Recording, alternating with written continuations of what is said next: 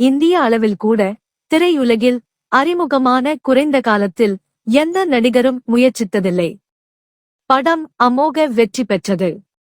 தொடர்ந்தும் தமிழ் சமூகத்தில் மிக பெரிய திரையுலக ஜாம்பவானாக திகழ்ந்தார்.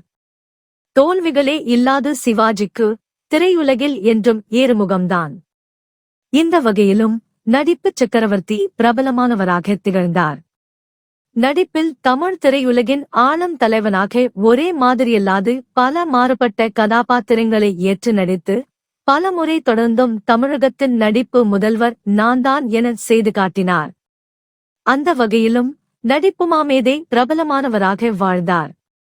மாபெரும் வெற்றிகளை ஏற்படுத்தி மிக புகழ் பெற்ற பிறகும் முதல் திரைப்பட வாய்ப்பை வழங்கிய தயாரிப்பாளர் பெருமாள் முதலியார் காலில் விழுந்து ஆசி பெற்ற வகையிலும் தயாரிப்பாளர் மறைந்த பின்பும் அவர்களுடைய குடும்பத்திற்கு